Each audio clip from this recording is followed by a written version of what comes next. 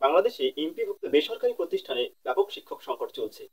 আর সেই শিক্ষক সংকট নিরসনের লক্ষ্যে এনটিআরসি তাদের নিয়োগ প্রক্রিয়াটি খুব দ্রুতভাবে এগিয়ে নেওয়ার চেষ্টা করছে। আজকে আমরা আলোচনা করব 18তম নিবন্ধনের চূড়ান্ত ফলাফল নিয়ে। আমিও কিন্তু এই নিবন্ধনের একজন নিবন্ধন প্রত্যাশী। যারা আসল তথ্য পেতে চান সাবস্ক্রাইব করে রাখতে পারেন, আমরা আসল তথ্য দেওয়ার চেষ্টা করব। আর হ্যাঁ, একটি লাইক দিতে কিন্তু অবশ্যই ভুল করবেন না। 18তম নিবন্ধনের যে ভাইবা সেটি কিন্তু খুব দ্রুত গতিতে এগিয়ে চলছে। যদিও প্রার্থীর সংখ্যা অনেক বেশি, তারপরও এনটিআরসি তাদের নিজস্ব কৌশলের মাধ্যমে ভাইবা কাজটিকে কিন্তু খুব দ্রুত এগিয়ে নিচ্ছে।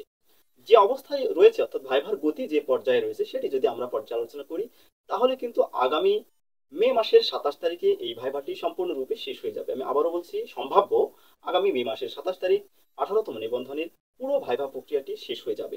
এবং যেহেতু প্রতিদিনের ভাইভা মার্কস প্রতিদিন এন্ট্রি হয়ে যায়, কম্পিউটারের মাধ্যমে এন্ট্রি করা হয়ে যায়, সুতরাং রেজাল্ট শিট কিন্তু মোটামুটি প্রস্তুতি হয়ে যায়।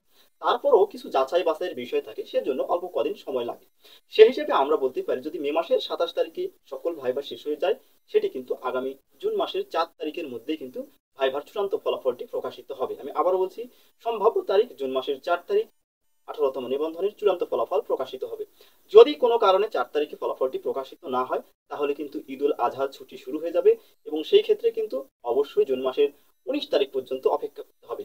19 তারিখের মধ্যে অবশ্যই অবশ্যই 18তম নিবন্ধনের চূড়ান্ত ফলাফল প্রকাশিত হবে। এ সম্পর্কে আপনাদের আরো যদি কিছু জানার থাকে, কমেন্টসে আমাদের জানাবেন, সঠিক উত্তর দেওয়ার চেষ্টা করব। ধন্যবাদ।